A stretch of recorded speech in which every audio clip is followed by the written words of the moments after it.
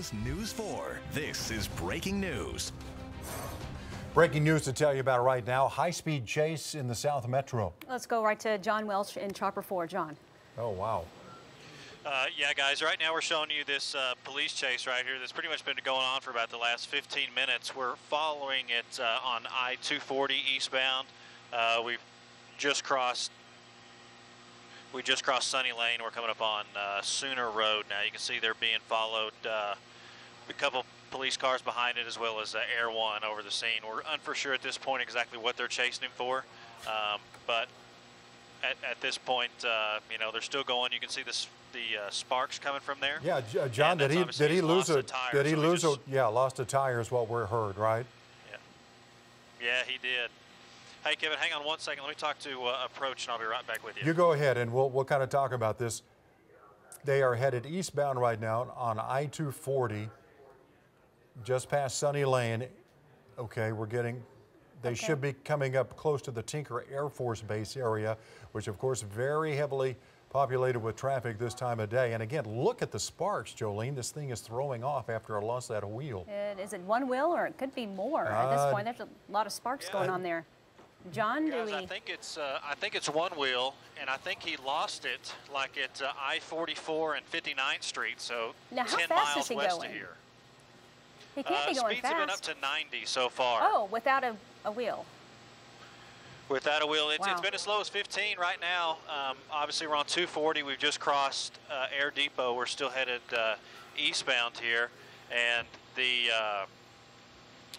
speeds have been as high as 90, but traffic is actually pretty light here as we're coming just south of Tinker, right past.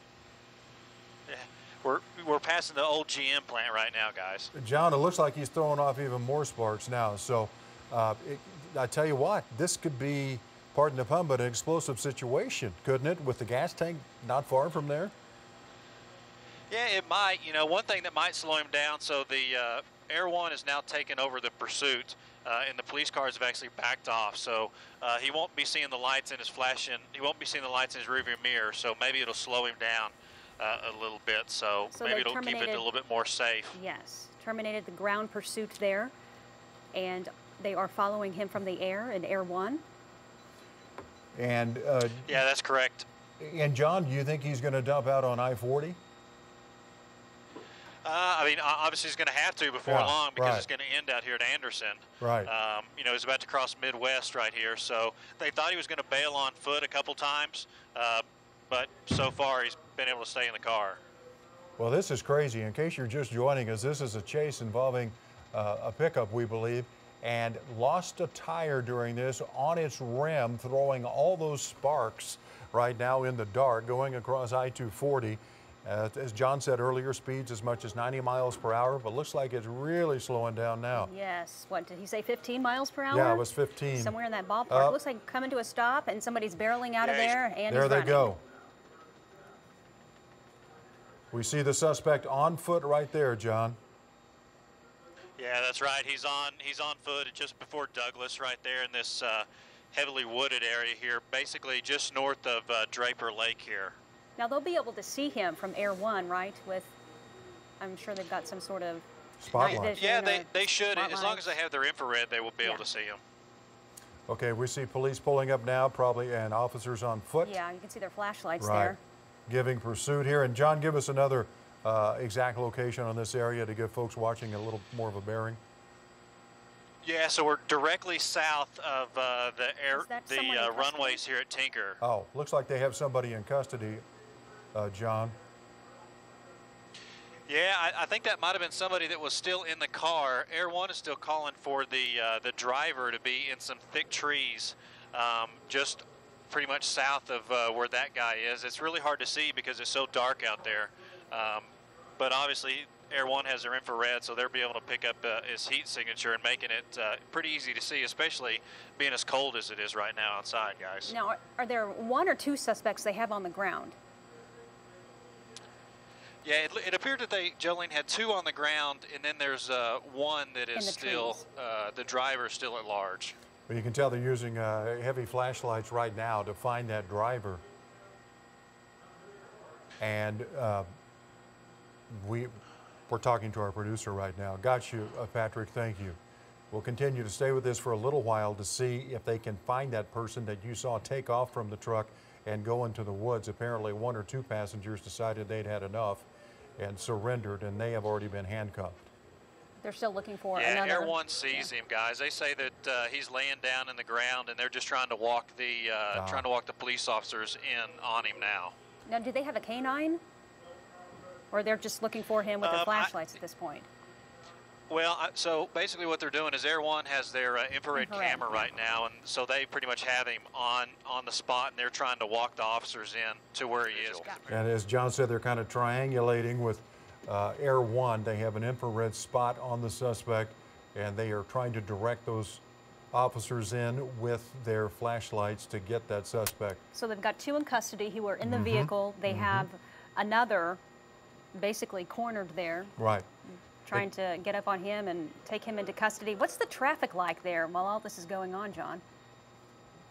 Yeah, they've got traffic. It's not bad right now. It's kind of everybody's slowing down to look and see what the lights are, but you maybe have a quarter mile, maybe a half mile at most back up, just because people are slowing down, trying to figure out exactly what's going on with all these lights, and then past it, it's wide open to the east. How far are they, do you think?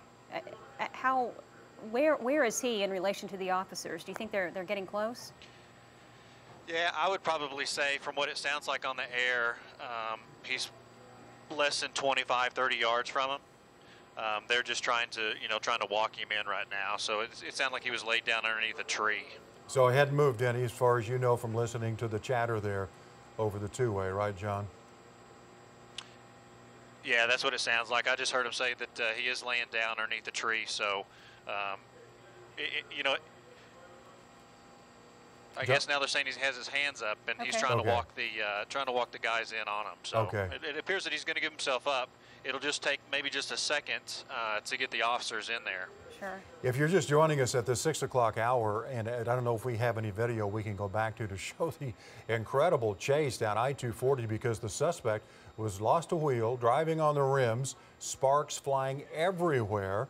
Looked like the 4th of July sparkler or something going down the road. Eventually gave up, pulled over, hopped out. There were 2 other people inside the vehicle. Police now have them in custody. The driver took off running into the trees, and right now they've got him zeroed in underneath one of the trees, and they're trying to take him into custody at this point. He's got his hands up from what we understand, and it looks like they're walking in on him right now. And you can see it looks like they've got him. Yeah, they just got him, guys. Yeah.